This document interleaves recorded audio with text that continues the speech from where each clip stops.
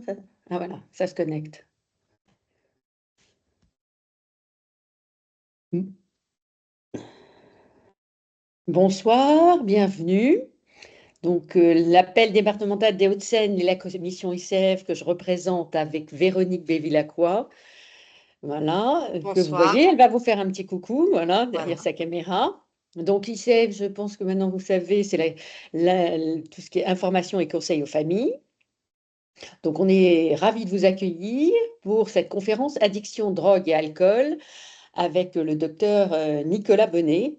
Donc, et aujourd'hui, on est représenté à l'appel départemental par 42 établissements. Eh bien, ce soir, je suis ravie, c'est que tous les réseaux sont bien représentés, qui se sont inscrits.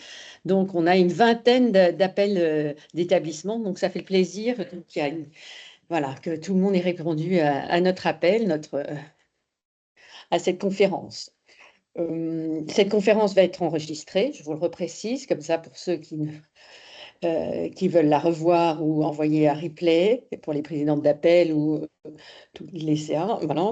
Et autre point, pendant cette réunion, on va lire avec Véronique vos petits messages et on fera enfin, après la présentation du docteur, on lui présentera vos différentes questions. On a déjà eu une personne qui nous a envoyé un petit mail parce que vous aviez la possibilité en amont. On l'a bien noté, celle alors, de Madame, c'est une Véronique aussi, mais Véronique C. c'est Véronique C. Voilà. Donc voilà, on posera vos questions à la fin. Voilà, je laisse la main. Véronique, tu veux que j'ai rien Non, c'est bon, oublié? très bien. C'est Très bon, bonne ça va. présentation. On va couper les micros. Voilà, on coupe ces On micros. coupe tous nos micros. Voilà. Bon, logiquement, on a la main, donc on le fait, mais bon, on ne sait jamais. Voilà, je vous passe le micro, entre guillemets, docteur. Ça marche, je commence. Merci beaucoup, merci pour votre introduction. Bonsoir à toutes et tous. Bah, je suis ravi, effectivement, du coup, de vous retrouver ou de vous trouver pour cette soirée, cette conférence là sur les addictions à l'adolescence. En tout cas, si ce n'est addiction, au moins les consommations de tabac, alcool, drogue, les prises de risques à l'adolescence. Moi-même, je m'appelle Nicolas Bonnet. Je suis donc pharmacien de santé publique. J'exerce comme directeur d'un réseau qui s'appelle le RESPAD, Réseau de prévention des addictions, que je vais vous présenter succinctement là, dans un instant. C'est un réseau national hein, qui fédère un tiers à peu près des hôpitaux en France, tous engagés dans la prévention et la prise en charge des pratiques addictives. Et on travaille particulièrement à destination des professionnels de santé pour les former et les accompagner. Et par ailleurs, moi, je suis responsable également d'une consultation d'addictologie pour adolescents et jeunes adultes de 12 à 25 ans à l'hôpital de la Pitié-Salpêtrière, dans le service de psychiatrie de l'enfant et de l'adolescent. Si vous le souhaitez, je pourrais également vous laisser les coordonnées de cette consultation, si jamais ça peut être voilà, un service ou en tout cas une orientation utile pour des jeunes et moins jeunes, voilà, qui nécessiterait d'avoir en tout cas un échange sur cette thématique, la tabac, alcool, drogue illicite et pratiques à risque, comment prévenir et accompagner.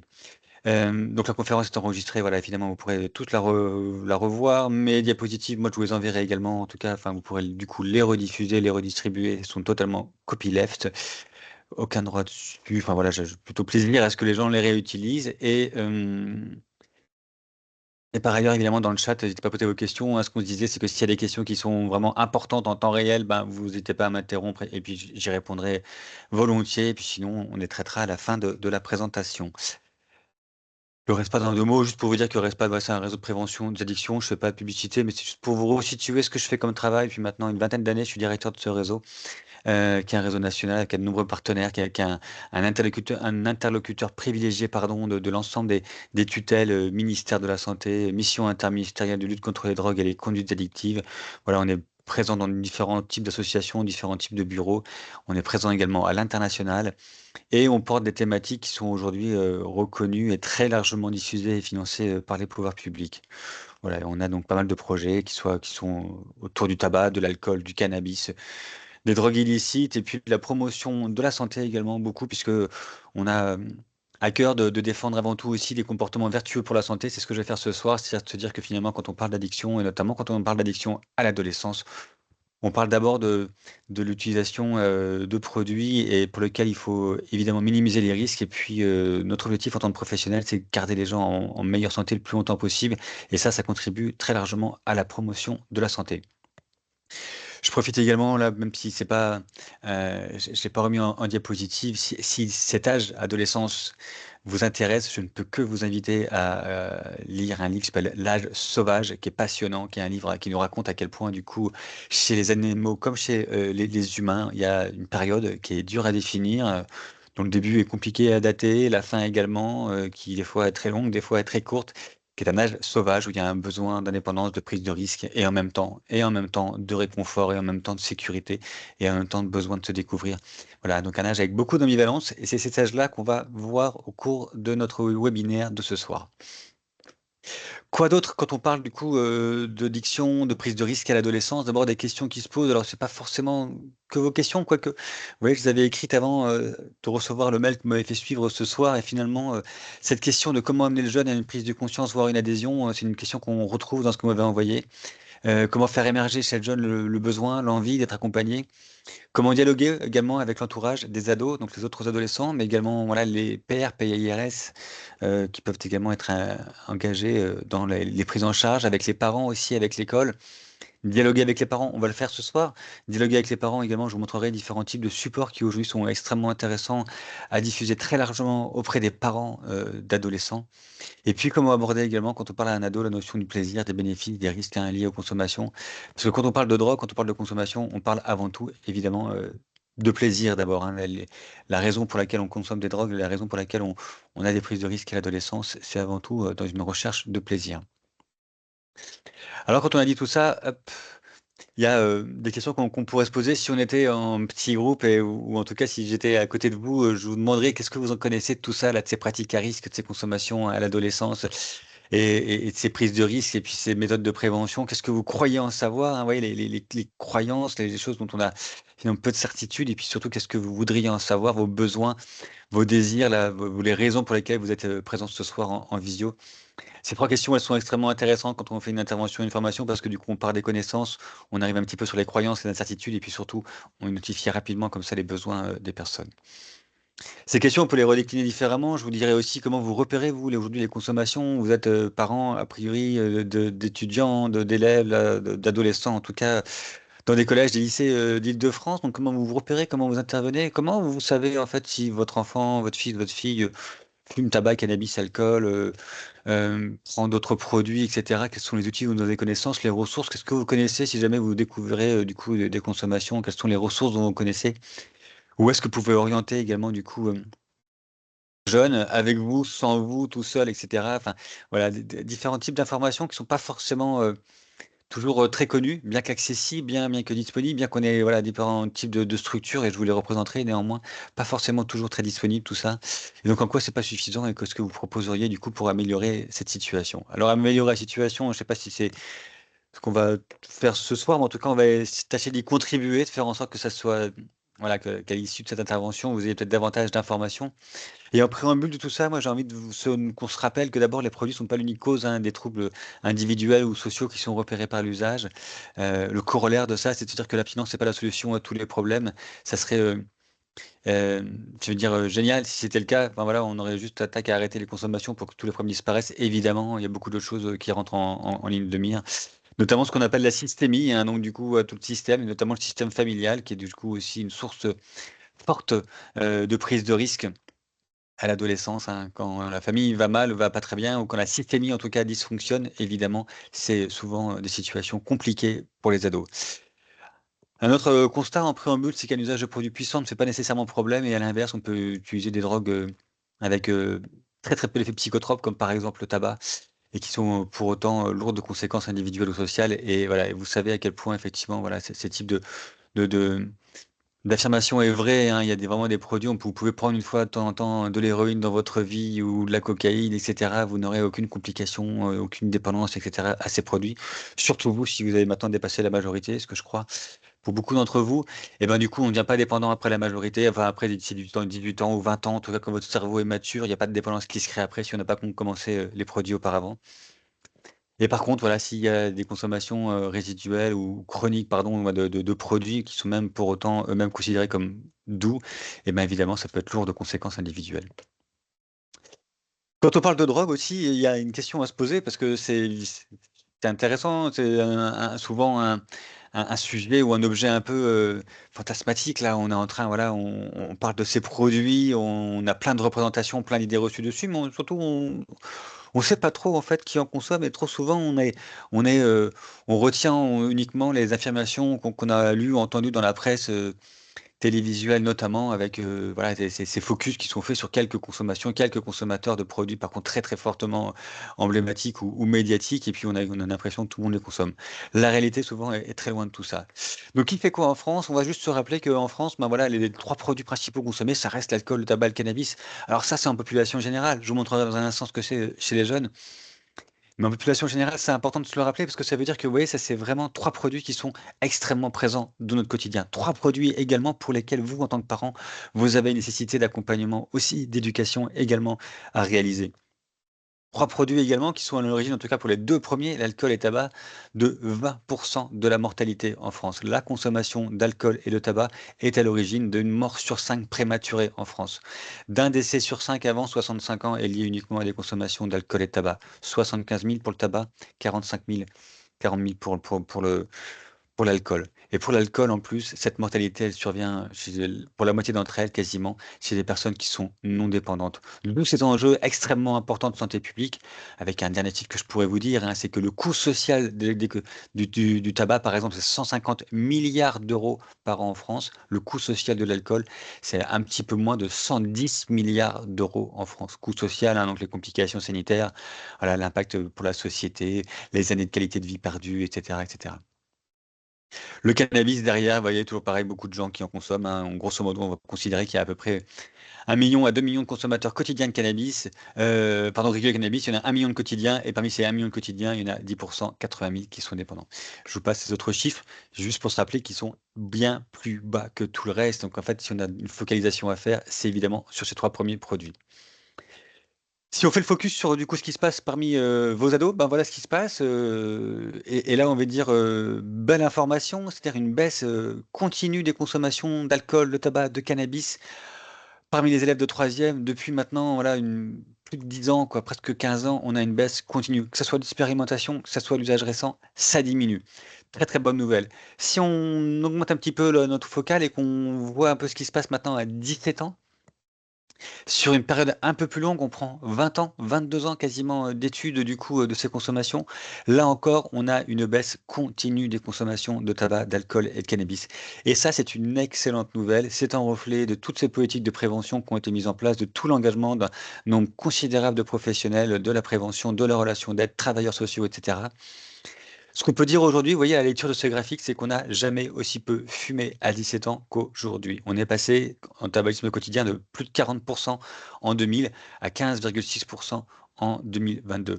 Pour l'alcool, c'est pareil, ça a baissé, et pour le cannabis également. Donc ça, c'est une très très bonne nouvelle. Donc on commence cette intervention en disant, voilà, il y a quand même des éléments favorables dans tout ça, c'est que voilà, les consommations diminuent, bien que pour autant, les produits soient très accessibles. Et puis si on se fait un petit gradient, même si cette carte elle date de 2004, donc elle a quelques années, mais on pourrait la refaire aujourd'hui, ce serait la même chose. Avec cette cartographie des consommations à 17 ans, selon du coup les arrondissements de Paris. Alors si vous êtes parisien, vous pouvez tout de suite regarder là où vous vous situez. Mais vous voyez en tout cas que sur cette carte, ce qui est intéressant, c'est qu'on voit qu'il y a un gradient en fait de consommation qui correspond aux conditions socio-professionnelles. À savoir qu'évidemment, pour consommer du tabac, de l'alcool ou du cannabis quand on est un mineur, il faut absolument avoir de l'argent. Et donc, dans les quartiers, dans les arrondissements où il y a plus de moyens financiers, des conditions socio-professionnelles plus importantes, les jeunes consomment davantage de ces trois produits. Et ça, c'est vrai pour toutes les drogues. Et cette carte, encore une fois, on pourrait la refaire aujourd'hui. Allez, un dernier élément de contexte aussi, c'est celui des prix, parce qu'évidemment, là, voilà, je vous ai dit, il faut de l'argent, mais combien ça coûte les drogues? Je ne sais pas combien, voilà, vous avez, quelle connaissance vous avez, vous, des prix des consommations, mais en tout cas, voilà, je vous les donne à peu près ces prix-là de la consommation de cannabis, cocaïne, héroïne. Vous voyez, enfin voilà, enfin 3 produits différents et puis le cannabis 2 formes différentes. Ce qu'on peut surtout se dire la lecture de cette infographie, c'est que ben, les produits ont une qualité qui s'est largement améliorée au cours des 10-15 dernières années. On a vraiment des pourcentages en principe actifs qui ont largement augmenté. Et des prix finalement qui ont stagné, voire qui ont diminué, dans tout cas des prix qui sont restés plutôt stables. Donc on a plutôt des produits qui sont de plus en plus rentables quand on les achète, hein. Voilà, davantage concentrés en principe actif et avec des prix qui sont restés à peu près stables. Pour vous rappeler, hein, avec 15 € de cannabis, à peu près, ou 10-15 € de cannabis, vous faites grosso modo, allez, entre 6 à 8 joints, donc c'est pour vous donner à peu près un ordre d'idée. Avec 1 gramme de cocaïne qui coûte 66 € actuellement, ou 70 €, vous faites à peu près, allez, si vous êtes un consommateur novice, entre 5 et 6-7 rails, donc 6-7 prises de cocaïne. Pareil pour l'héroïne. Donc ça vous donne une idée, en tout cas, voilà, du coût de ces consommations, voilà, quand on est un consommateur. 1 gramme, 5 prises et cannabis, du coup, allez, 6 joints avec à peu près 10 à 15 € de résine ou d'herbe. Ce qu'on retient de tout ça, c'est que l'addiction, elle est souvent ou très souvent absente à l'adolescence. Je ne l'ai pas encore trop dit, mais ça, je vais vraiment insister dessus, mais je retiens déjà ça, en tout cas, à vous communiquer. L'addiction est absente à l'adolescence. On se rappelle, hein, le mot addiction, en latin, addictere, ça veut dire une situation de contrainte, d'esclavage, de contrainte par le corps. Cette contrainte par le corps à l'adolescence, elle est extrêmement rare. Uniquement pour le tabac. Enfin, le tabagisme reste vraiment la drogue la plus addictive, de très loin d'ailleurs, hein, et donc la drogue la plus difficile à arrêter, mais c'est plus addictogène, le tabac fumé, que la consommation d'héroïne ou de n'importe quelle autre drogue, hein. Donc c'est vraiment une drogue extrêmement addictogène. Donc ça, c'est vraiment voilà, le point, donc sauf pour le tabac. Et l'addiction, on la différencie par contre de la dépendance. Dépendance en latin, dependere, ça veut dire être lié à quelque chose. Donc l'adolescence, on est lié à beaucoup de choses. On a beaucoup de liaisons comme ça qu'on construit du coup et qu'on construit aussi avec l'environnement, avec les amis, avec l'amitié, avec l'amour, avec pas mal de choses. Voilà, on construit beaucoup de liens. Ça, c'est des liens extrêmement importants. Et puis de temps en temps, ces liens-là, du coup, ils évoluent au bout de plusieurs années vers une situation d'addiction. Mais ça reste encore une fois très rare à l'adolescence. Ce qu'on retient aussi, c'est qu'il y a une baisse des usages depuis 20 ans. Avec voilà, que ce soit pour le tabac, l'alcool, le cannabis, de même d'ailleurs pour les drogues illicites. Et ces drogues illicites, en fait, concernent très très peu de gens à 17 ans. C'est 4% des jeunes à 17 ans qui ont déjà pris des drogues illicites. Ce qu'on retient aussi, même si je suis passé un petit peu vite dessus, en tout cas, je vous en ai pas trop parlé, c'est que les API, les alcoolisations ponctuelles importantes, les situations d'ivresse à l'adolescence demeurent malheureusement élevées. EES, élevé d'ailleurs. Mais voilà, donc il demeure élevé ces API à l'adolescence. Et c'est ça, ça pose un vrai problème parce qu'en fait, ce qu'on a démontré là récemment, c'est que ces alcoolisations importantes à l'adolescence, elles viennent amener des dégâts neurologiques importants sur le cerveau des jeunes en construction. Plus particulièrement, en fait, elles viennent altérer la résolution de problèmes complexes. Et ces problèmes complexes, en fait, très souvent, du coup, ben, on y est confronté un peu plus tard dans la vie, vers 20, 25 ans. Or, en fait, si on a altéré nos compétences cognitives comme ça tôt pendant l'adolescence, quand on est confronté à un problème complexe et quand on n'arrive pas à le résoudre, eh ben, on a des difficultés pour faire le lien en fait de cause à effet entre la consommation à l'adolescence d'alcool et l'ivresse répétée ou les ivresses répétées d'alcool à l'adolescence et la difficulté de résoudre des problèmes complexes du coup quand on est un peu plus âgé. Et donc, ça a été des études assez longues pour pouvoir le démontrer et maintenant, on en est certain, on a des preuves formelles de ça, les alcoolisations importantes, les ivresses importantes à l'adolescence viennent altérer de façon irréversible les compétences cognitives des jeunes. Le cerveau, encore une fois, finit sa maturité entre 20 et 25 ans. Donc le cerveau, avant cet âge-là, est très sensible, très exposé à toutes les drogues que l'on consomme. Ce qu'on retient aussi, c'est que les jeunes en filière professionnelle et en filière d'apprentissage sont toujours beaucoup plus touchés par les consommations. Les baisses qu'on a vues tout à l'heure, elles sont beaucoup moins fortes, beaucoup plus atténuées chez les jeunes en filière d'apprentissage ou filière professionnelle, où le contact du coup avec le monde adulte influence considérablement les consommations. Et puis un dernier point qu'on peut retenir aussi, c'est attention aux médicaments, attention aux pharmacies personnelles chez vous, attention aux prises de médicaments du coup intempestives, les codéinés, le tramadol, tout ça, etc. Mais également beaucoup les anxiolytiques. On se rappellera qu'à 17 ans, 15% des jeunes filles ont déjà pris des médicaments anxiolytiques en dehors de toute prescription médicale et dans un cas sur deux donnés par leur mère. Donc on fait vraiment attention à ces médicaments-là qui peuvent être aussi des portes d'entrée voilà, des portes d'entrée dans la consommation d'autres drogues. On retient aussi, hein, dès ce début de l'intervention qu'il faut retarder l'entrée dans les consommations. Et évidemment, je vous l'ai dit tout à l'heure déjà, les personnes dépendantes ont toutes commencé leur consommation avant l'âge de 20 ans, mettons 25, mais en tout cas 20 ans. C'est ça, quoi. C'est-à-dire qu'en fait, si vous avez consommé aucune drogue avant 20 ans, ben voilà, très peu de chances de dépendant, même quasiment aucune, même si vous en consommez dès maintenant. Vous serez malade probablement, mais en tout cas, vous ne serez pas dépendant. Il faut informer le plus tôt possible sur la tolérance aux effets. La tolérance aux effets, c'est la capacité, hein, de prendre un produit sans ressentir les effets ou en ressentissant des effets moindres finalement du produit. L'exemple typique de ça, c'est le jeune que vous connaissez, vous peut-être d'ailleurs, qui teniez l'alcool très bien quand vous aviez 15 ans. Le jeune qui tient l'alcool très bien quand il a 15 ans, qui est valorisé d'ailleurs par le groupe, par sa famille, par etc., différents types de personnes, a un facteur de risque majeur de devenir dépendant. Pourquoi? Parce qu'en fait, il a cette transmission génétique, il a ce gène qui lui permet de détruire l'alcool de façon rapide et importante, et donc du coup d'absorber davantage d'alcool. Et plus il absorbera d'alcool, évidemment, plus il sollicitera son cerveau et plus il aura des risques d'être dépendant.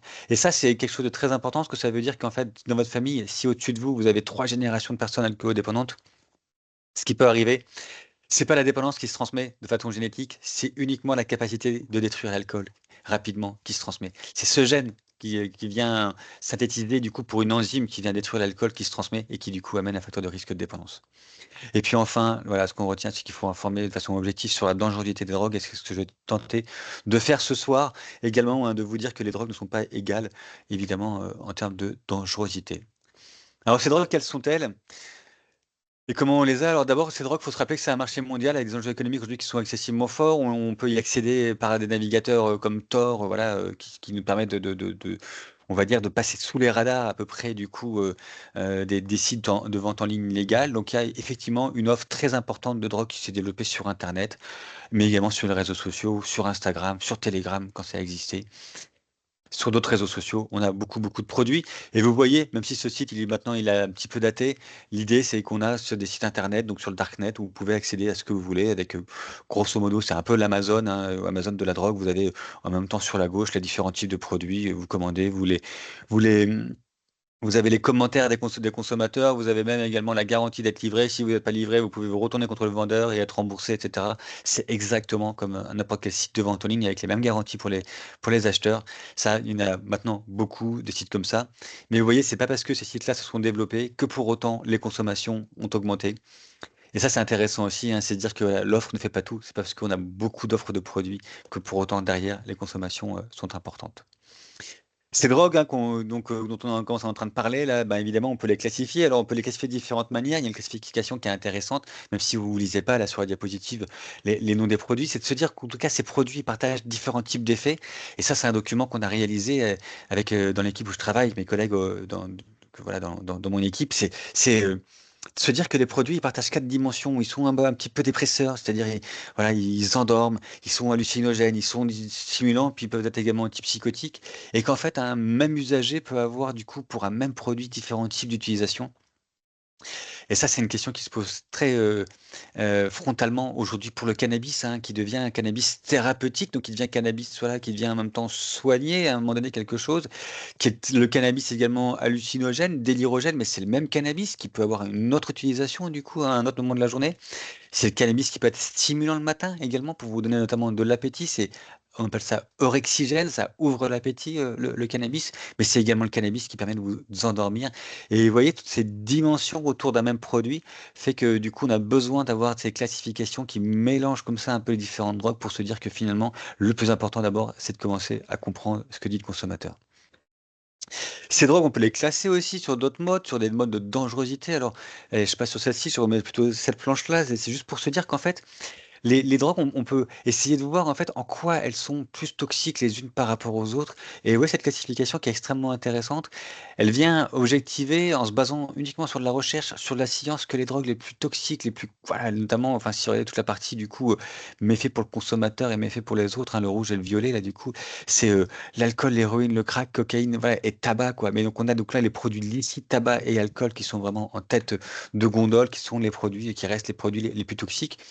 Et puis vous voyez en bas finalement de tableau, les produits les moins toxiques, c'est les produits hallucinogènes, le LSD, les champignons hallucinogènes, voilà, l'ecstasy également qui a peu de toxicité, etc. Donc ces produits, voilà, et ça, c'est une vraie classification scientifique qui nous rappelle en tout cas que cette classification scientifique, elle est malheureusement trop peu entendue et trop peu communiquée auprès du grand public et qu'on trop souvent voilà, on va stigmatiser des consommateurs allez, d'ecstasy ou de LSD qui en fait prennent des produits pour lesquels la dangerosité, encore une fois, individuelle comme sociale, est bien moindre que des produits qui ont pignon sur rue et qui sont vendus à peu près partout en France. Quand on parle de drogue aussi, on se rappelle qu'il y a une drogue et que vous consommez tous et qui vous permet aussi de faire le lien, ou en tout cas beaucoup d'entre vous, avec les statuts de consommateurs, notamment bah, peut-être de vos adolescents ou d'autres personnes autour de vous. Évidemment, c'est le café. Le café, c'est notre première drogue à tous, en tout cas à beaucoup d'entre nous, encore une fois, avec ce côté psychotrope. C'est un psychostimulant. Avec ceux qui sont dépendants au café, bah, vous le savez, le samedi matin ou dimanche matin, quand vous n'avez plus de café, vous n'êtes pas de votre meilleure humeur, en tout cas, on vous a déjà trouvé mieux, et que néanmoins, quand vous descendez de chez vous, vous allez, si le Franprix est cassé, vous n'allez pas casser l'aventure. Si le Franprix pardon, est fermé, vous n'allez pas casser l'aventure pour essayer d'en récupérer du café. Voilà, vous attendrez l'ouverture.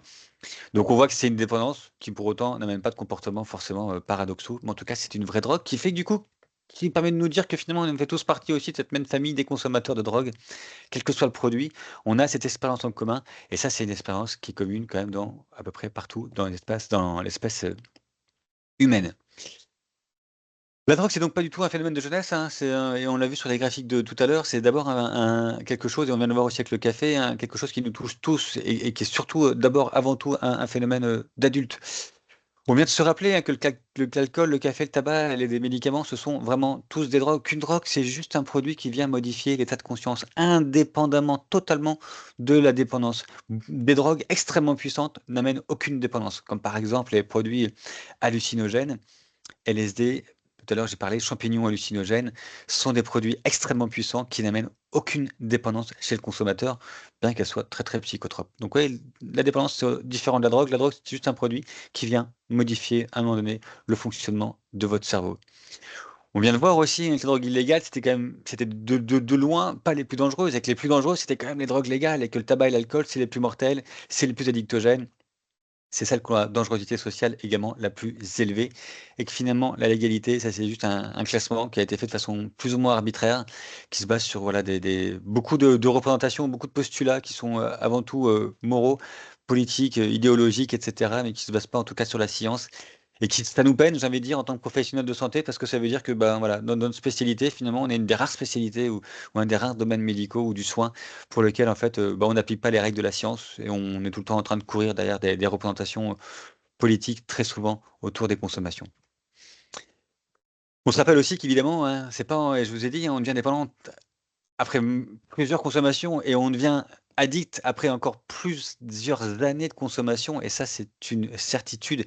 Donc il n'y a pas d'escalade, c'est pas parce qu'on commence une fois qu'on va devenir dépendant, c'est pas parce qu'on commence une fois un produit également ou qu'on essaie une fois un produit qu'on va passer à un autre produit. Il n'y a aucun parcours comme ça prédéfini et il n'y a pas de ligne directe entre un usage simple et une situation de dépendance. Encore une fois, c'est des parcours de vie et ça prend longtemps. On considère quand même que pour l'alcool, avant d'être en situation d'addiction à l'alcool, l'alcoolodépendance, elle met entre 20 et 30 ans à s'installer. On se rappelle que le premier usage de l'alcool, il est fait quand on a autour de 10 ans à peu près, voilà, en moyenne, hein, en trempant les lèvres dans un verre de champagne, de vin, que sais-je, et en buvant une gorgée. Premier contact avec l'alcool qui vient avoir un impact qu'on appelle mémoriel important, et ça vient vraiment marquer la mémoire, tac, et la situation de dépense, elle a lieu du coup beaucoup plus tard. On se rappelle que la drogue touche évidemment, oui, tous les milieux, mais qu'elle touche davantage, surtout l'adolescence, les milieux qui ont davantage de moyens financiers et que ce sont toujours là où il y a davantage de consommation. Et puis on se rappelle aussi que la répression n'est pas la réponse évidemment au problème de drogue. Et ça, voilà, la guerre à la drogue, c'est un échec au niveau international. Et notre plaidoyer en tant qu'également professionnel de santé, c'est se dire que notre priorité, nous, c'est d'accompagner au mieux les personnes qui sont dans des situations de consommation, que les consommations ou les prises de risques sont inhérentes à l'adolescence et que la meilleure façon de protéger les gens et de faire en sorte qu'ils vivent le plus longtemps possible dans les meilleures conditions possibles, c'est encore une fois de limiter justement l'impact de la répression et de favoriser au contraire des structures de soins. Juste pour vous illustrer ça, le pays en Europe qui a le plus changé sa loi sur les drogues, qui a dépénalisé, donc qui sort du statut pénal l'ensemble des usages de toutes les drogues, c'est le Portugal. Et il l'a fait en 2001, le Portugal. Donc au Portugal, consommer d'une drogue n'est plus une drogue illicite, hein, n'est plus pénalisé, n'est plus soumis à une sanction pénale. Et 20 ans après ou 25 ans après, c'est le pays en Europe qui a les plus bas taux de consommation de toutes les drogues illicites parce qu'ils ont investi beaucoup de moyens dans la prévention, dans l'accompagnement des personnes. Et ils ont fait ça en se basant sur une réalité, encore une fois, scientifique, c'est qu'un euro investi dans la prévention, c'est 40 euros économisés dans la répression. Donc si vous voulez faire des économies, il faut enlever de l'argent de la répression et l'investir dans la prévention. Allez, avant d'arriver du coup sur ce qui nous intéresse vraiment ce soir, le repérage, je vous passe allez, quelques petites images là sur les drogues. Alors, je sais pas si ça va fonctionner, ça, tac, là, ça marche pas. Alors, je coupe mon partage, je remets voilà, un autre partage et puis du coup, et je vous montre une toute petite vidéo que vous allez voir qui est extrêmement intéressante, qui vous permettra du coup de vous rendre compte voilà, ce que c'est également du coup, tac, les drogues d'une autre manière. Alors, hop, là, je vais fermer.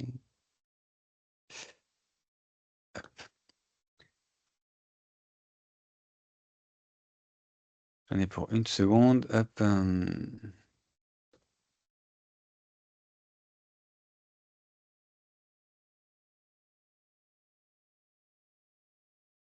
Tac, tac, tac, tac, tac, tac, tac. Hop, je partage du coup.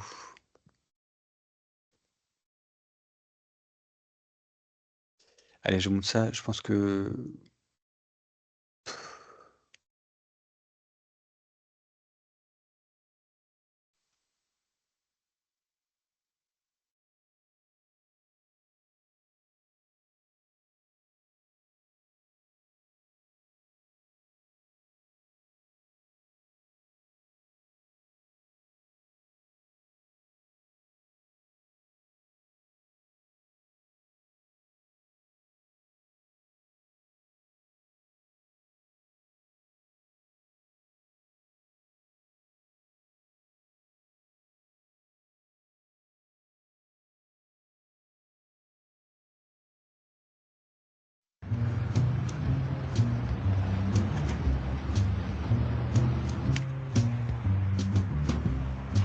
Rechts oder links, rechts oder links, rechts oder links, rechts oder links. Mir doch egal, Hauptsache Vollgas. Uhuhuhu.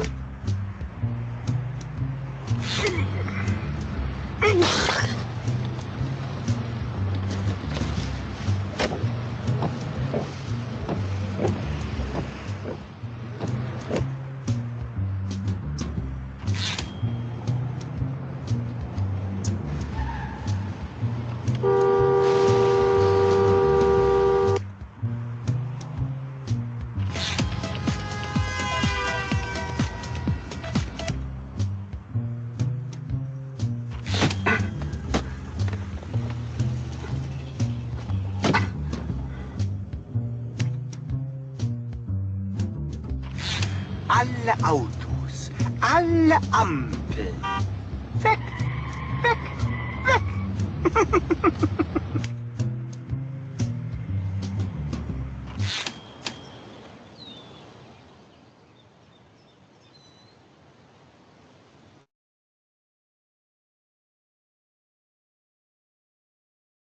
L'idée de ce court-métrage, vous voyez, c'est de se dire à un moment donné comment faire de la prévention de façon simple alors, et efficace auprès du plus grand nombre de personnes.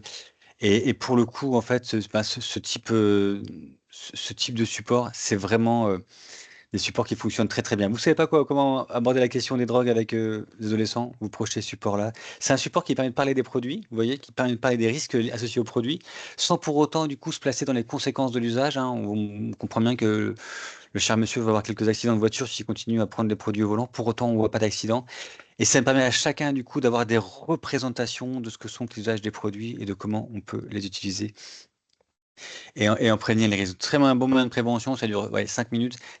Moi, ça fait très longtemps que je dis auprès des jeunes, en lycée, en collège, etc., à beaucoup d'endroits, et chez les moins jeunes aussi, parce que ça marche vraiment chez tout le monde.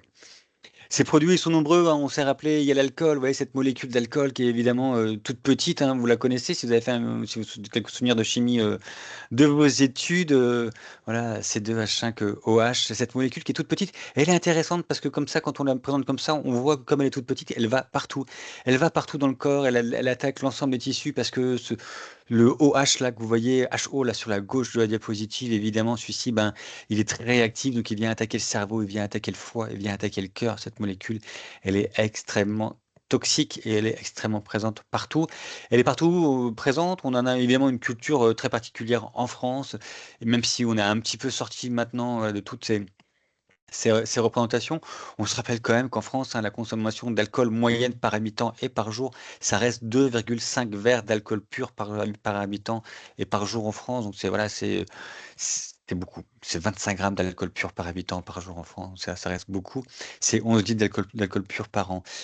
Et sur l'alcool, on se rappelle aussi que pour nos jeunes, pour les jeunes aujourd'hui, ben, les alcooliers sont également extrêmement inventifs avec toutes ces boissons, hard seltzer et autres, hein, qui sont, vous voyez, avec des packaging extrêmement attractifs pour les jeunes, particulièrement pour les jeunes filles, d'eau en fait pétillante, aromatisée et surtout alcoolisée autour de 5%. Donc on met juste de l'éthanol dans de l'eau pétillante qu'on parfume et ça fait ce type de boissons qui sont en vente dans toutes les grandes surfaces.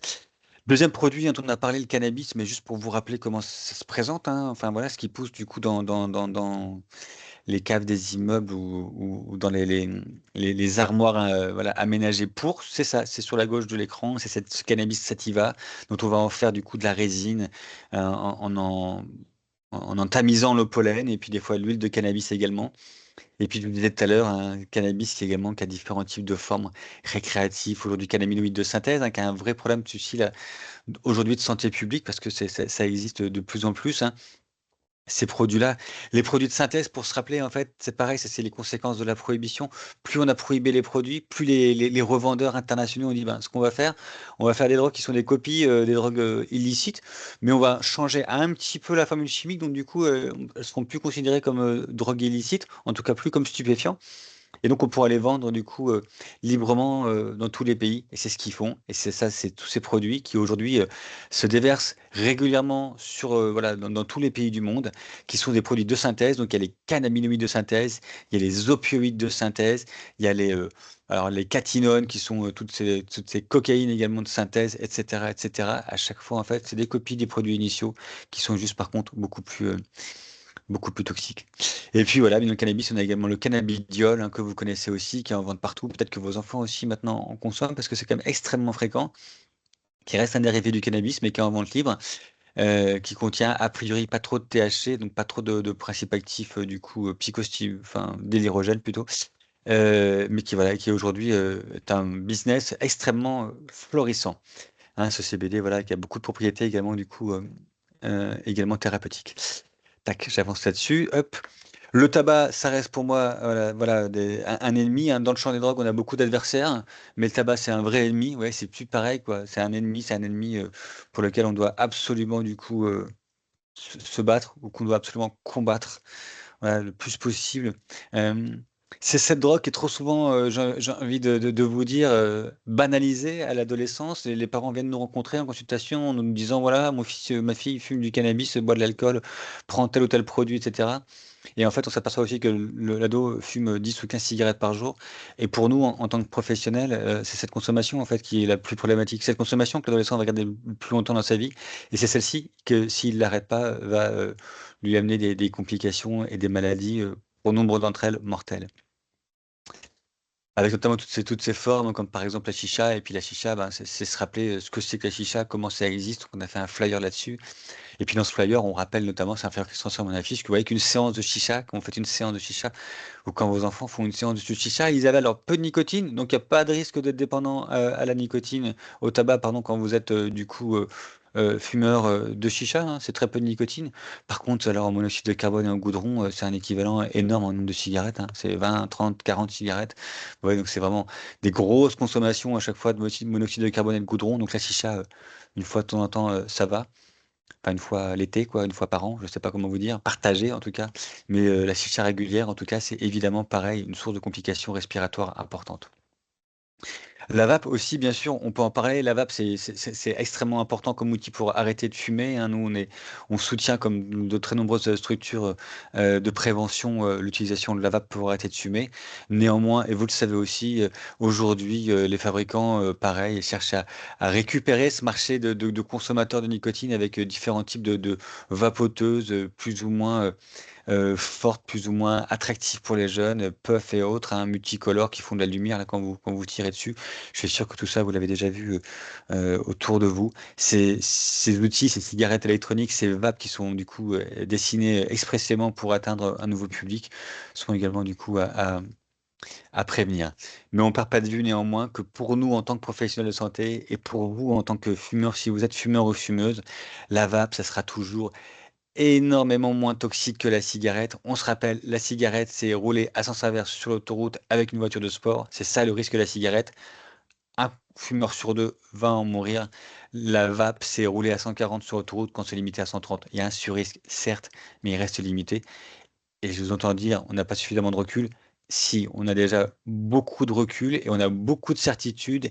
Et je peux, avec beaucoup d'assurance, vous dire que la vape émet 95% moins de substances toxiques que la cigarette, qu'il n'y a pas de combustion, donc il n'y a pas de produits goudronnés cancérigènes et il n'y a pas de monoxyde de carbone qui vient du coup intoxiquer votre sang et votre cœur.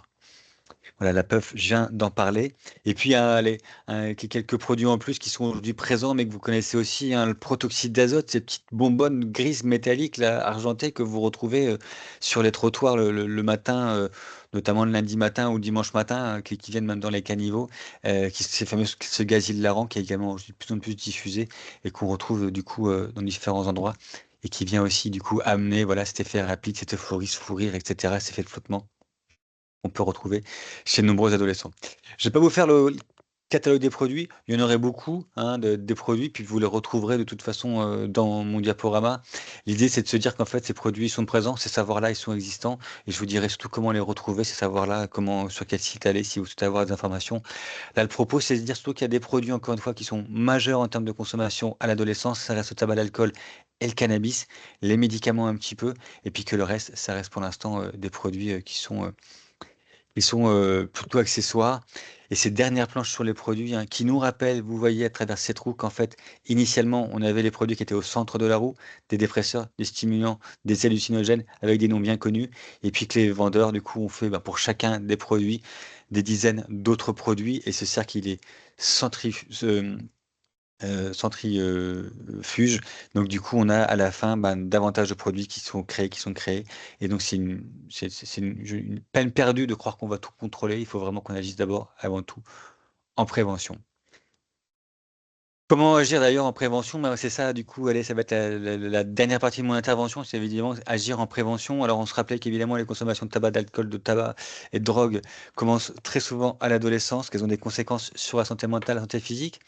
Également dans le domaine éducatif, mais aussi souvent en fait, ce qu'on s'aperçoit, c'est que c'est d'abord en fait les difficultés scolaires qui sont la porte d'entrée en fait de la consommation, et c'est pas la consommation qui amène les difficultés scolaires. Quand on interroge en fait et quand on s'intéresse du coup au parcours de consommation, on s'aperçoit qu'en fait les difficultés rencontrées scolaires ou familiales, elles étaient préexistantes du coup à la consommation de tabac, d'alcool ou de drogue, et ça c'est aussi une information à garder en tête quand on est parent. On se rappelle hein, que ces consommations, c'est l'interaction toujours d'un produit, de facteurs individuels et de facteurs environnementaux avec des composantes du coup génétiques pour ce qui est de l'individu, environnemental pour ce qui est le fonctionnement, la place du produit dans l'environnement, et puis des facteurs qui sont liés au produit, on l'a dit, il y a des produits qui sont plus dangereux que d'autres, plus addictogènes que d'autres, et ça c'est des données qui sont issues de la science.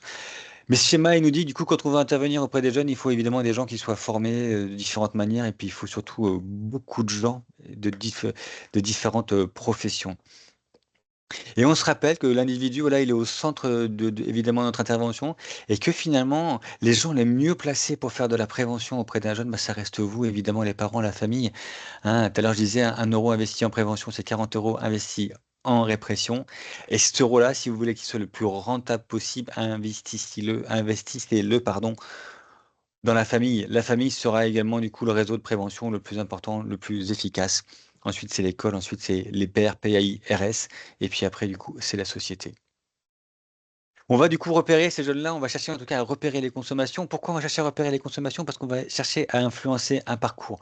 Une nouvelle fois, à l'adolescence, mon rôle, en tout cas, et puis votre rôle aussi, j'imagine, c'est pas de se mettre au milieu, d'empêcher le parcours de consommation, tout ça, parce que ça, encore une fois, on n'y arrive pas. Mais c'est de le prévenir, quoi.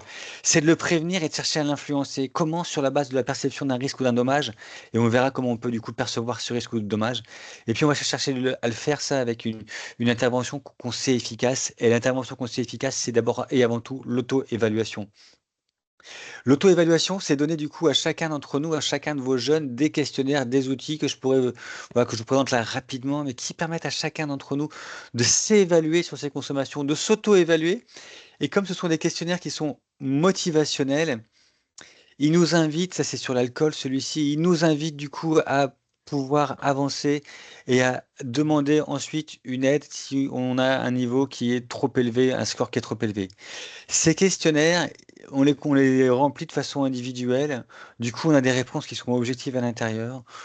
Quand on répond à soi-même, on est très rarement dans la sous-estimation en fait de soi, de sa prise de risque. Donc, on est plutôt assez sincère. Et encore une fois, le simple fait de le remplir, on a construit ces questionnaires-là pour qu'en fait, à l'issue du remplissage, bah, vous ayez envie et même besoin, si vous êtes en situation de risque, de demander du coup euh, conseil, de l'aide à un professionnel. Donc ça, c'est pour le cannabis. Donc vous voyez, ce qui est intéressant, c'est de les avoir à disposition. Si vous êtes dans des écoles, c'est de les avoir devant, je sais pas, moi, l'infirmerie scolaire, par exemple, les mettre à disposition en fait de tout le monde. L'idée étant qu'évidemment, le questionnaire, bah, ça va pas faire la consommation. C'est parce que vous remplissez un questionnaire ou que vous avez un test sur le cannabis que les gens vont fumer du cannabis. Ça, il n'y a aucun lien là-dessus, donc il n'y a aucun risque à l'utiliser. Deux, ce sera toujours un bon outil de prévention et un outil de dialogue. Et puis trois, ça responsabilise les gens. Donc ça, c'est le cannabis. L'alcool, c'est celui-ci, il s'appelle l'audit. Je passe assez vite, mais ce questionnaire-là sur l'alcool, vous le retrouverez dans le diaporama.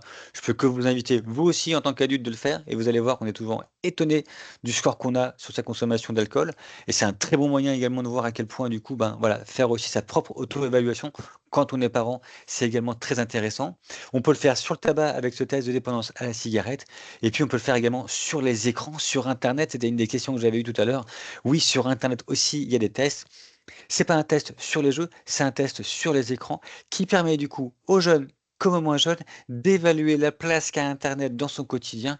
Et ça, c'est pareil, c'est intéressant de chacun le faire à titre individuel et puis en famille ensuite de partager son score et de se rendre compte aussi que vous, en tant que parent, probablement que parmi vous, là, dans l'assemblée, il y a des gens aussi qui ont des usages d'Internet qui sont des fois un peu excessifs et qui ont des conséquences également sur votre vie sociale, familiale, personnelle, intime, etc. En tout cas, la place des écrans, des fois, est quand même assez envahissante. Sur les jeux particulièrement, parce que c'est aussi souvent une préoccupation, alors même si j'avais pas eu cette question-là, enfin moi j'avance un peu là-dessus, quoi. Les parents souvent sont préoccupés aussi de la question des jeux. Alors, oui, les questions à se poser, évaluer son inquiétude, quelques questions clés à dire, à se poser. Est-ce que son enfant joue tous les jours? Est-ce qu'il joue trop longtemps sans s'arrêter? Est-ce qu'il joue uniquement pour l'excitation? Est-ce qu'il, surtout, pour moi, extrêmement important, est-ce qu'il a abandonné toute relation sociale ou toute activité sociale pour se consacrer au jeu? Voilà, est-ce qu'il le fait au lieu de faire ses devoirs ou est-ce qu'il n'arrive pas à s'arrêter? Vous voyez, 4 réponses positives à ces 6 questions. Ça doit alerter les parents et ça doit du coup provoquer ou ça devrait provoquer du coup un rendez-vous en consultation adolescent, jeune consommateur. Pour les joueurs, pareil, à titre individuel, est-ce que pour moi le jeu Internet constitue l'unique source de plaisir dans ma vie? Est-ce que je peux le réduire ou me passer des jeux vidéo sans aucun problème? Est-ce que ça a une influence sur mes résultats scolaires? Est-ce que je ne vois plus ou je ne sors plus avec mes amis? Vous voyez, 4 questions. Du coup, à laisser à son adolescent, quoi, dire, OK, voilà, pose-toi juste ces 4 questions-là, en fait, et puis si tu penses que tu as une réponse positive, probablement que tu as une pratique à risque, et probablement que dans ce cas-là, ça serait intéressant d'en reparler. Pour intervenir donc auprès des jeunes, il y a ces tests-là, quoi. Il y a évidemment ces outils. Encore une fois, vous les aurez dans le diaporama. Je vous les enverrai si vous le souhaitez, même pour vos différentes écoles, etc. Mon sujet, moi particulièrement, c'est vraiment de faire en sorte que cet outil d'évaluation il soit le plus diffusé possible. C'est le meilleur outil en termes de prévention. L'auto-expertise, être maître du coup de sa consommation, de sa prise de risque, c'est le meilleur moyen d'en limiter les consommations ou les conséquences. Je vous donnais tout à l'heure l'exemple de l'alcool en vous disant, est-ce que vous-même, vous êtes en capacité de pouvoir évaluer votre consommation d'alcool? Beaucoup d'entre vous se disent probablement non. Et ben, vous voyez, ça, c'est un vrai dommage dans les actions de prévention. C'est-à-dire que vous-même aussi, en tant qu'adulte, probablement, si vous saviez à quel niveau de risque vous êtes dans votre consommation d'alcool, probablement que vous mettriez en place de façon automatique, du coup, des moyens pour limiter ces complications. Et ben, c'est pareil pour les jeunes, notamment pour le cannabis ou pour Internet. Moi, je lui dirais, quand je dis back to the basics, c'est on retourne à la source, en fait. Les choses les plus simples, quand on veut savoir quelque chose, en fait, posons la question. Posons la question et posons-la de façon ouverte. Plutôt que de demander à quelqu'un, est-ce que vous fumez du cannabis? Est-ce que tu fumes du cannabis? Est-ce que tu as déjà fumé du cannabis? Est-ce que vous avez déjà fumé du cannabis? Plutôt que vous poser cette question-là, moi, cette question, je vous la pose différemment. Je vous dis, mais en fait, ça remonte à quand votre dernière consommation de cannabis? Racontez-moi votre dernière consommation de cannabis. Que penses-tu, que pensez-vous de la consommation de cannabis? Et vous voyez, ces trois questions-là, si vous voulez ouvrir le dialogue sur le cannabis avec vos ados ou sur d'autres pratiques, hein, posez des questions comme celle-ci. Raconte-moi ta dernière ivresse, raconte-moi qu'est-ce que tu penses de l'ivresse alcool, etc. Bien plus intéressant que de poser une question fermée où le non sera prépondérant parce qu'évidemment, voilà, la question fermée, du coup, amène en même temps c'est sous l'eau d'images, de représentations, de culpabilité. Donc, on a plutôt tendance à répondre non. Alors que cette question-là, à quand ça remonte votre consommation de cannabis, je me place dans l'usage et donc on a beaucoup plus de capacité et de facilité, du coup, à dire oui. Pour les adultes, évidemment, il faut aussi, pouvoir intervenir, hein. Je vous ai dit, vous êtes les meilleurs alliés de la prévention. Alors, je vous ai donné déjà quelques lectures à voir, l'âge sauvage notamment. Mais aussi pour les adultes, au-delà de ces questions qu'on vient de voir, moi, je dis tout le temps qu'il faut aussi nommer ce qu'on voit et ce qu'on sait. C'est-à-dire qu'avec un adolescent, c'est quelqu'un qui est authentique, hein, dans sa façon d'être. Et donc, il faut nommer ce qu'on voit. Il faut avoir cette authenticité avec lui et nommer ce qu'on sait. Si je sais, si je vois quelque chose, je le dis. Si je sens quelque chose, je le dis, quoi. Par contre, ce que je crois voir ou ce que je crois savoir, je l'interroge avec les questions ouvertes, comme on vient de voir. Ce que je crois savoir ou que je crois voir, en tout cas, je ne le dis pas en affirmation. Je ne prêche pas le faux pour avoir le vrai. Ça ne sert à rien. On nomme ce qu'on voit, on nomme ce qu'on sait. Tout le reste, on l'interroge et on l'interroge en question ouverte. Et encore une fois, c'est gage de réussite. Si jamais une petite situation problématique voilà, s'ouvre à vous, se dessine à vous, si jamais vous voulez évidemment avoir contact avec un professionnel, les consultations jeunes consommateurs existent. Il y en a plus de 200 en France. Vous pouvez du coup y retrouver, y aller avec votre adolescent, partager sa situation avec du coup un professionnel, avoir des conseils personnalisés sur notamment les prises en charge et les différentes stratégies d'accompagnement ou d'orientation.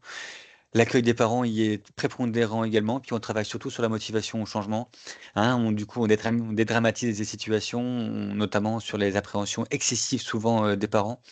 Parents qui veulent souvent une réponse pharmacologique ou en tout cas le coup de baguette magique qui permettrait du coup de changer un comportement. Évidemment, c'est jamais aussi simple que ça, mais pour autant, c'est garanti succès. Enfin voilà, je peux que vous partager avec vous que les adolescents sont des êtres, comme vous le savez, plein de ressources pour lesquelles les changements sont évidemment extrêmement importants et extrêmement courants dans la vie. Donc on renforce le dialogue familial également, et puis aussi ça permet à chacun d'avoir un espace de dialogue, ce qui n'est pas forcément toujours facile, hein. Dialoguer avec son jeune aussi. Hop, autre question que je vous pose, c'est rappelez-vous, c'était quand la dernière fois que vous avez passé un temps dédié de dialogue avec l'un ou l'autre de vos enfants en dehors de votre domicile, dédié à lui. Dit autrement, ça remonte à quand la dernière fois que vous êtes allé manger au restaurant ou au kebab ou que sais-je, choisi par votre adolescent, choisi par lui, en tête à tête, juste pour l'écouter ou échanger? Et bah, très souvent, cette réponse-là, elle est, lointaine. En tout cas, cette situation-là est lointaine parce qu'on ne le fait pas suffisamment. Les gens ne le font pas suffisamment. Or, un espace d'échange, un espace de dialogue doit être indépendant du domicile familial, doit être vraiment à distance. Et chez un jeune, lui laisser la possibilité de choisir l'endroit où on va aller, c'est vraiment un endroit extrêmement, une chose extrêmement importante. Je peux que vous inviter à le faire et à le faire régulièrement. Voilà, ces structures, vous en trouverez les noms sur drogue-info-service.fr, hein. Vous retrouverez du coup toutes les adresses des structures près de chez vous. C'est par département. C'est extrêmement bien fait. Et puis tout ça, c'est un peu, voilà, ça s'inscrit dans ce qu'on appelle la réduction des risques, hein, liés à l'usage de drogue. Toute cette stratégie qui dit que finalement, vous voyez, on donne de l'information, on donne des brochures, on donne des questionnaires. Je vous disais, ben oui, les questionnaires, on les donne et c'est pas pour ça que les gens vont consommer des drogues. Non, on évalue sa consommation, on consomme pas de drogue par ailleurs. Ça, c'est très différent. Ça permet par contre de rester toujours vivant, quelle que soit la drogue, le tabac, l'alcool, encore une fois, inclus. Parce que même si vous souhaitez une vie sans drogue, et je sais même pas d'ailleurs si vous le souhaitez, parce que finalement les drogues, bah, on l'a vu avec le café notamment, ça accompagne l'espèce humaine depuis que l'homme est homme. Donc finalement, du coup, je sais pas si on veut tout se faire, mais en tout cas, ce qui est certain, c'est que la drogue peut-être qu'elle existera toujours, et je ne crois pas que c'est de pessimisme de dire ça, mais en tout cas, avec notre stratégie de réduction des risques, on peut s'en sortir, et on peut s'en sortir en suivant une stratégie, et je disais en accompagnant la personne, sans s'opposer à la personne. Chacun d'entre nous, chacun d'entre vos enfants, vos adolescents, choisira un parcours probablement différent, des lignes de métro probablement différentes pour aller d'un point A à un point B, mais on a nous tous la garantie, et c'est notre certitude, c'est notre croyance, si vous me permettez ce mot, notre croyance, que de toute façon, on se sort des consommations et qu'on arrive du coup à sortir et à avancer de façon positive dans la vie.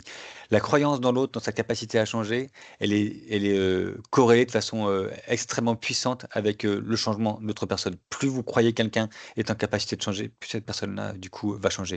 Et plus vous laissez à l'autre également la possibilité de ne pas changer, plus vous êtes sûr qu'il va changer. Allez, d'autres ressources pour terminer, pour vous dire voilà, qu'il y a d'autres personnes aussi qui ont travaillé, hein, des ressources auprès des adolescents, notamment sur le cannabis, et ça, c'est les Québécois. Vous savez qu'au Québec, au Canada, vous savez que depuis 6 ans maintenant, on est même dans la 7e année, le cannabis est totalement légal, et c'est un monopole d'État, vendu dans des boutiques d'État. Donc les Québécois, du coup, ont changé leur campagne de communication sur le cannabis et ils donnent des vraies infos de prévention. Le cannabis, ça ne rend pas schizophrène. Le cannabis ne rend pas schizophrène. Il n'y a pas de lien de cause à effet entre la consommation de cannabis et des troubles mentaux. Par contre, si dans votre famille, vous avez des gens qui ont des troubles psychotiques, attention, fumez pas des produits trop dosés en THC et commencez à fumer le plus tardivement possible. Oui, c'est ça, c'est la fiche bleue, quoi. La jaune, c'est vraiment de se dire qu'avec de l'alcool, le cannabis, ça majore considérablement les effets. Prévenez-le, prévenons-le, plutôt que voilà, dire encore une fois des fausses idées sur le cannabis. Rappelons que toute consommation de drogue avant 25 ans, ça nuit au développement du cerveau, ça c'est la fiche orange. Et rappelons aussi que si on consomme trop, on peut développer une dépendance, c'est la fiche rose. Voilà, on fait également des outils pour les jeunes sur le tabac. Et puis on fait toute une gamme, je vous disais tout à l'heure, de lettres aux parents d'adolescents, qui sont des 4 pages du coup, qui ont été écrits en partenariat avec nos collègues suisses. La première, c'est lettres aux parents, il y en a 8, hein. La deuxième, c'est tous les autres le font, l'influence, les fréquentations, les consommations, à chaque fois en 4 pages. La troisième, c'est parler avec les adolescents, de l'alcool, du tabac, des drogues illégales. La quatrième, c'est les sorties, les fêtes, les consommations. La cinquième, ça va être accorder des libertés ou fixer des limites. La sixième, c'est prendre des risques. Est-ce un besoin ou est-ce du danger à chaque fois? La septième, c'est parler pour mieux s'entendre avec cette idée de créer des espaces de dialogue et d'échange indépendants. Et puis la huitième, c'est les jeunes et les écrans. Voilà, j'ai activement participé à cette écriture et voilà, pour moi, c'était un enjeu très fort d'avoir des documents en tant que parent, adressés à nous parents, parce que de ma pratique clinique me faisait dire qu'en fait, dans les consultations avec les adolescents, les parents étaient démunis, mais ils étaient démunis aussi parce qu'en fait, c'est très compliqué en tant que parent de trouver des informations qui nous permettent d'accompagner correctement nos jeunes. Je me Voilà, permets, oui. où on peut trouver ces oui, on s'interroge tous, je pense, où trouver ces lettres aux parents? Vous m'envoyez un mail et puis je peux vous envoyer en quantité importante. Je peux vous envoyer individuellement voilà, un exemplaire de chaque. Je peux vous envoyer par PDF dès Ah ce bah, le soir PDF, voilà, ou c'est demain.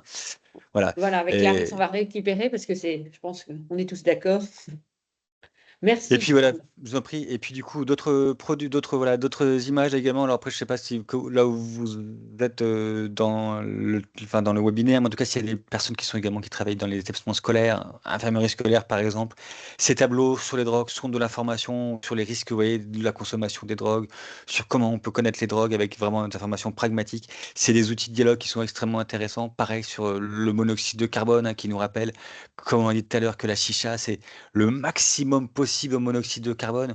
Quand vous faites une séance de chicha, hein, tout à l'heure on se l'a rappelé, c'est plus que 2 paquets de cigarettes, quoi. Donc c'est énorme, etc., quoi. Et puis des documents également, du coup, voilà, pour les jeunes, les moins jeunes, sur l'alcool, sur le cannabis. Celui-ci, c'est vraiment pour les jeunes. Cannabis, connaître ses limites. Un petit document très bien fait, très pragmatique, avec beaucoup d'informations, qui a été rédigé celui-ci avec nos amis québécois. Et puis, même si c'est un petit peu en marge, un autre sur la santé sexuelle, parce que vous savez que la consommation de drogue, et notamment à l'adolescence, particulièrement adolescence, est c'est très souvent lié, intriqué également avec la sexualité, et notamment avec les premiers rapports sexuels, mais aussi avec la levée d'inhibition, mais aussi avec la levée aussi de la timidité, etc. Donc voilà, donc c'est important de pouvoir parler de sexualité également quand on parle de drogue.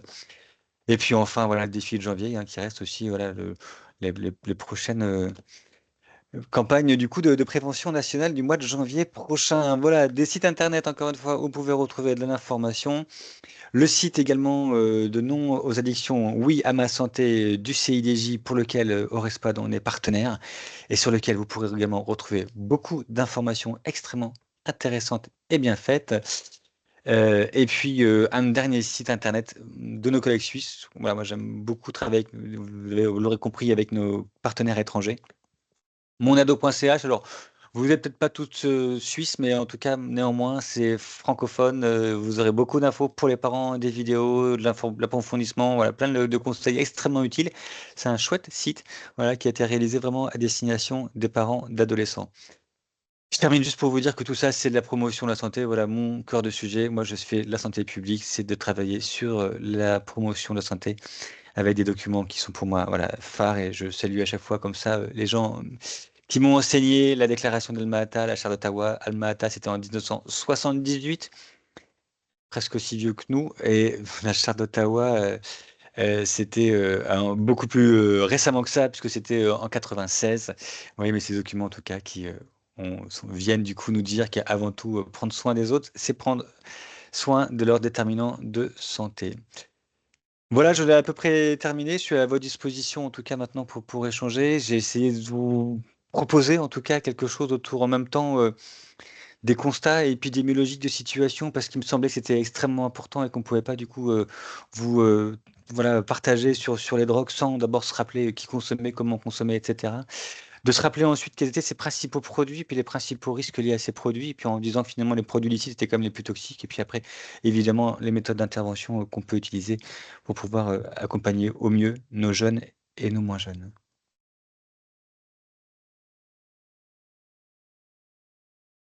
Alors, docteur, on a une question. Excusez-moi.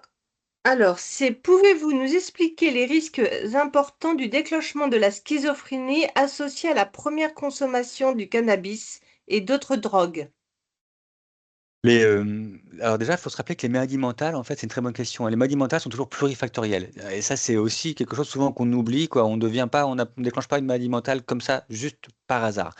Cette maladie mentale, elle vient parce qu'on a une prédisposition génétique, familiale, parce qu'il y a un contexte environnemental qui l'induit, parce que on a une sensibilité, etc. Par-dessus ça, évidemment, si vous commencez la consommation de psychotropes, de drogue, notamment tôt dans votre âge, dans la jeunesse, donc avant que votre cerveau soit mature, vous pouvez accélérer la survenue du coup de cette maladie qui de toute façon se serait déclenchée chez vous. Donc en fait, on a des accélérateurs comme ça de maladies et le cannabis, effectivement, peut accélérer la survenue de troubles psychotiques à l'adolescence chez les personnes prédisposées et que ça l'accélère d'autant plus que les composés, que le cannabis qu'on consomme est fortement dosé en principe actif qui s'appelle THC. Mais ce qu'on connaît aussi, et pour boucler là-dessus, c'est que dans tous les pays qui ont maintenant légalisé la consommation de cannabis, hein, je vous rappelle le Canada, les États-Unis, etc., enfin beaucoup de pays, il n'y a pas du tout de signe ou de signal qui nous font dire que cette légalisation, cette consommation du coup plus importante de cannabis a amené davantage de problématiques mentales.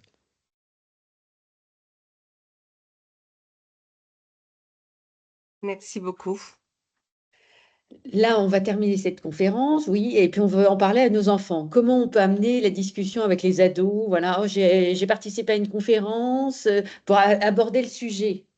Bon, après, ça dépend de l'âge. Je vais dire, on n'aborde pas la même chose quand ils ont 11 ans et quand ils ont 16 ans. Mais comment aborder ces sujets avec nos enfants? Moi, je vous renverrai vraiment sur cette question-là. Alors, à 11 ans, directement, Non. qu'est-ce que tu penses de la consommation de tabac, d'alcool, de cannabis? Qu'est-ce que tu en penses? Mm. Qu'est-ce que tu penses de l'ivresse alcool? Savoir qu'à 11 ans, un enfant déjà a beaucoup de connaissances sur ces sujets-là, parce que de toute façon, il aura vu déjà sa famille, ses parents, ses proches, dans les situations évidemment de consommation. Donc il saura tout ça. On le sait d'ailleurs très tôt, hein. Dès 3 ans, l'enfant identifie bien à un moment donné l'état qu'on appelle de conscience modifié de ses parents. Donc il le sait très bien comment ça se passe. Donc tout ça, il le sait très bien. Première question, c'est voilà, comment toi, tu peux aujourd'hui m'en parler? Qu'est-ce que tu en penses? Un ado un peu plus âgé, pareil. C'est tout à l'heure ce que je disais, on se place tout de suite dans la consommation. Faut vraiment, en fait, l'idée c'est de se dire, pour pouvoir parler de quelque chose, il faut pouvoir aller le questionner. Qu'est-ce que tu en penses? Et puis, et si on pense que voilà, votre adolescent, il a 15 ans, donc il est confronté de toute façon à la consommation de cannabis parce qu'elle est présente, elle est visuellement présente, voilà, à quand ça remonte ta dernière consommation de cannabis? Qu'est-ce que tu penses des gens qui consomment du cannabis autour de toi? Enfin, vous voyez, de les susciter en Mm. fait l'esprit critique. Et puis, se rappeler aussi en tant que parent, et ça j'ai peut-être pas suffisamment dit ou redit, mais c'est qu'aussi, nous, on a besoin de poser un cadre. Et vous, en tant que parent, vous avez besoin aussi de rappeler, voilà, que dans cette situation-là, moi, ce que je peux partager avec toi, c'est qu'en fait, ce que j'ai appris, c'est que toute consommation de drogue sur un cerveau avant 20 ans aura des impacts Mm. extrêmement importants, encore plus avant 15 ans. Et ça, c'est des informations très importantes. Ce qu'on dit sur l'alcool, moi, ce que je dis sur l'alcool, c'est pas d'alcool avant 15 ans. Pas d'alcool avant 15 ans. La règle des parents devrait dire pas d'alcool avant 15 ans. Et pas d'ivresse avant 18 ans. Alors, quand vous dites ça, vous allez me dire, oui, mais vous savez, les gens, machin, mon jeune, machin, les jeunes vont être ivres. Ouais, ils vont être ivres entre 15 et 18 ans. Probablement. Probablement, mais si vous ne dites pas d'ivresse avant 18 ans, ils seront ivres très souvent. Si vous le dites, ils seront ivres une fois et de façon beaucoup plus modérée que si vous ne l'aviez pas dit auparavant. Donc, fixer le cadre et à l'intérieur de ce cadre-là, amener de l'information. Et dernier point, amener de l'information en laissant à disposition, encore une fois, tous les flyers que je vous ai montrés, quoi. Voilà, les petits livrets sur Mm. le cannabis. Si vous voulez parler cannabis, laissez le livret sur le cannabis. Si vous voulez parler dépendance aux jeux vidéo, laissez le questionnaire sur les écrans et faites-le avec votre enfant. Et puis on compare les scores. Ah oui, moi aussi, effectivement, enfin, il y a des situations où j'utilise trop les écrans, etc., quoi. Mais il va nous renvoyer la balle, là, je vois, en nous disant, mais toi, tu fumes, hein, tu bois, voilà, comment on va la réagir? On va dire, notre cerveau est, est terminé, mais C'est une très bonne question. Savoir expliquer, voilà, vous voyez, comment réagir? Bon, ah bah ça, c'est une très bonne question. Savoir comment on explique à son adolescent ou à son jeune que nous, on a qu'il le y a une droit de consommer de travailleuse. l'alcool Oui. et pas lui. Et ben du Mm. coup, on rappelle effectivement le fonctionnement du cerveau, on rappelle voilà la prudence, Mm. on rappelle c'est les choses comme ça. On rappelle qu'effectivement, si vous êtes fumeuse ou fumeur, bah, que vous êtes l'esclave de votre produit, que si vous avez conscience des risques extrêmement importants sur votre santé, que ça vous désole également de ne pas pouvoir arrêter facilement aujourd'hui, et que c'est le reflet que cette drogue, elle est extrêmement addictogène et que vous en êtes l'esclave. Il faut le dire ouvertement, vraiment ouvertement. Oui, et puis il y a l'argument du plaisir, mais il ne faut pas être dépendant de ce plaisir. Voilà. Mais Mm. avec la cigarette, le plaisir, il est extrêmement limité. C'est une Mm. drogue qu'on appelle d'abus paradoxal. C'est-à-dire que c'est pas Oui, une qu'on ne drogue qui, en fume fait, pas, ça, je ne sais pas. Moi, je peux dire pour non, l'alcool. mais dans le sens où c'est, vous voyez, mais le tabac, enfin, les gens sont très dépendants au tabac, mais il n'y a pas un truc, voilà. Et puis, enfin, vos collègues ou les gens que vous connaissez qui fument, quand ils fument 3 cigarettes, ils ne sont pas défoncés. Si vous buvez, excusez-moi Oui. hein, du mot, mais voilà, si vous buvez 3 verres d'alcool d'affilée, bon, vous aurez probablement une légère ivresse. Et ça, vous voyez, donc c'est là où on voit que le plaisir est très différent. Donc, il faut aussi, effectivement, pouvoir l'aborder facilement. Alors, tu as vu d'autres questions? Non, bah non. Prévention si les parents fument et boivent de l'alcool occasionnellement. L'argument du plaisir, ce n'est pas pour le tabac, Oui, bah c'est oui. pour le partage avec les autres. Oui. Quels sont les arguments face à justement au Mm. plaisir? Allez, éveiller l'esprit critique. Alors d'abord, enfin, sur la question comment, enfin voilà, pas juste pour terminer un mot sur l'alcool des parents, je peux que individuellement vous inviter en tout cas à réfléchir, mais je pourrais aussi vous renvoyer quelques infos par rapport à ça, puis vous l'aurez aussi dans la lettre aux parents. Mais c'est comment on explique à son enfant sa propre consommation d'alcool, hein. Ça, c'est vraiment extrêmement important de pouvoir l'expliquer, quoi. L'histoire de l'entourage pour le tabac, tout ça, c'est éveiller l'esprit critique. Alors, je vais faire deux réponses. La première, c'est de vous dire en fait. Aujourd'hui, moi, je vous dirais, le plus important, c'est vous, dans vos établissements scolaires, c'est développer les programmes qui visent à développer les compétences psychosociales chez les plus jeunes, dès la maternelle. Savoir, avoir une Ah estime oui. de soi. Et ouais, Ah en oui. fait, Mm. ce qu'on sait, c'est que pour limiter les complications à l'adolescence, hein, le plus important, c'est d'agir très tôt. Donc, c'est l'estime de soi, la gestion des émotions, c'est le rapport à l'autre, c'est les prises de parole. Ça se joue très tôt, en fait. Et il y a aujourd'hui en France des programmes très importants qui sont financés par les pouvoirs publics. Le jeu du bon comportement, Unplug, soutien à la Mm. parentalité, Tino Vera. Enfin, il y a plusieurs programmes qui marchent très, très bien et qui aident les Mm. enfants, du coup, à réduire les prises de risque et la violence, du coup, à l'adolescence. Et si c'est pas le cas, ben évidemment, c'est toujours pareil. On va chercher à faire critiquer les consommations, mais surtout pas ses amis consommateurs. C'est-à-dire quand on est dans l'entourage, en fait, un ado vous dira, mais non, mais c'est pas vrai, mon pote, je peux pas m'en séparer, moi c'est mon meilleur ami. Donc on va juste, il faut qu'on ressorte la consommation voilà, du groupe d'amis et puis dire en fait voilà en fait en quoi cette consommation elle vient influer ou pas les relations que tu peux avoir avec tes amis. Et là je pense dans ces cas-là c'est important. On peut reparler voilà aussi raconte-moi les gens autour de toi qui ne consomment pas du cannabis ou qui ne consomment pas d'alcool ou pas de tabac, comment ils sont. Et l'adolescent du coup va exprimer comment ils sont et s'apercevoir que finalement peut-être ben voilà les gens qui ne consomment pas sont pas forcément aussi les gens les plus has-been de son réseau d'amis, quoi. Après, il y a le souci, comment repérer une consommation chez son ado? Comment savoir? Parce que les ados, non, non, je fume pas, je ne bois pas, je fais rien, je suis très sage. L'auto-expertise, encore une fois, moi je peux Mm. que vous inviter à l'auto-expertise.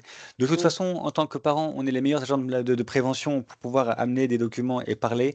Et en Oui, même c'est temps, ça. on sait bien qu'à l'adolescence, voilà, à un moment donné, vous ne serez pas non plus forcément toujours le confident, la confidente de votre ado.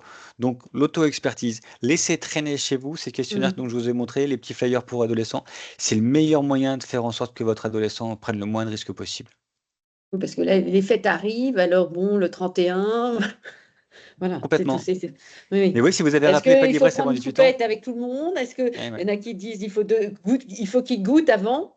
Il faut avoir goûté une fois un peu pour les familiariser, mais bon, c'est ça, c'est toutes ces nuances qu'il faut avoir. Ce que nous dit la science est très claire là-dessus, hein, les études sont très claires là-dessus, Oui, hein. vous l'avez dit. La consommation d'alcool à 10 ans, enfin ou en tout cas Mhm. accompagnée par les parents comme ça, tac, c'est une empreinte mémorielle positive. C'est-à-dire que vous associez en fait une situation de consommation d'alcool avec quelque chose de positif de votre vie qui est un moment de fête et donc en fait, vous allez avoir tendance du coup à réitérer rapidement ces prises-là. Mhm. Donc il faut les détacher, il faut qu'on arrive oui, effectivement, dans nos familles à arrêter de donner de l'alcool à un enfant avant 15 ans. Pas d'alcool avant 15 ans. Il faut qu'on y arrive. C'est un enjeu important, hein, vu la place du produit. Mais oui, c'est ça. Et en fait, ça, c'est ce Mhm. que nous dit la science. La science nous dit, voilà, tant que ça sera fait avant 15 ans, ben, en fait, voilà, les adolescents continueront à consommer, on aura plus de dégâts pour la santé. Mhm. Faut attendre 15 ans avant de consommer son premier verre. Mhm. Et puis, il existe des bières sans alcool pour le 31. Voilà. Voilà, et du champomis également, exactement. Oui, du shampoing. Est-ce qu'il y a d'autres questions? Non, j'ai l'impression. Non, Non. Personne ne veut intervenir. Hein? Non? non, Non? apparemment. Il n'y a pas d'autres questions. Il n'y a pas d'autres questions. Bon, ben merci. Merci pour cette intervention. On a beaucoup appris. Moi-même, moi, j'ai appris. Ah, si, un Ah. monsieur lève. Voilà, ta, ta, ta. 15 15 ans, ça ans, ça paraît me jeune. paraît jeune. C'est pas d'alcool avant 15 ans, ben très bien, mais voilà, mais l'idée c'est de se dire pas d'alcool avant 15 ans, puis après 15 ans, vous pouvez, voilà, s'il y a une fois une consommation, en tout cas, ce sera que l'alcool accompagné et pas d'ivresse avant 18. Voilà, c'est vraiment les recommandations les qu'on peut faire. recommandations. Mm. Voilà. Alors, je me permets, parce on se retrouve tous au mois de janvier pour une autre conférence. Déjà, merci beaucoup à Monsieur Bonnet pour cette conférence très intéressante. Et comme je l'ai dit, moi, au sein de mon établissement, parce que je suis aussi présidente d'appel, quand je l'ai présenté, je vais vous raconter au début septembre au chef d'établissement, lors de présentation de rentrée. Ah non, il n'y en a pas dans notre établissement d'alcool ni de drogue. Voilà, oh non, on n'est pas Ouais. encore confrontés, parce qu'on était... ah bah je dis oui, mais il faut l'aborder à un moment. C'est pas long. Voilà, on n'est pas confronté. Mais si on l'est confronté, malheureusement, il faut devancer les choses. Je vais montrer les Et chiffres, hein, pour c'est présent. parents, De toute façon. Mm. oui, oui, c'est à présent. Et nous, il y a certains, c'est parfait, qui nous quittent, mais on se retrouve au mois de janvier. Notre prochaine conférence est le jeudi 9 janvier avec Éric Lalo sur, rappelle-moi Véronique, comment le terme, c'est help, peur de ne pas être à la hauteur, les clés pour aider son enfant à gérer la pression. Voilà, Voilà, c'est sur la pression et le stress. et le Là, stress. je vous le repartage si vous voulez, comme ça, vous l'avez sur l'écran, là, tac. Voilà, et Voilà. comme ça. Super. Merci à vous tous. Passez de bonnes fêtes de fin d'année, un joyeux Noël et n'abusez pas d'alcool ni de drogue. Voilà. Faites Puis de drogue attention. en général. Toujours avec parcimonie, les drogues, c'est ça. Avec Voilà. parcimonie. Exactement. Voilà. Merci beaucoup, docteur. Merci. Avec beaucoup, plaisir, docteur. merci à vous. Passez une Merci bonne beaucoup. soirée, belle Merci fête, à merci. tous. Bonne soirée Au à revoir. tout le monde. Au revoir. Au revoir.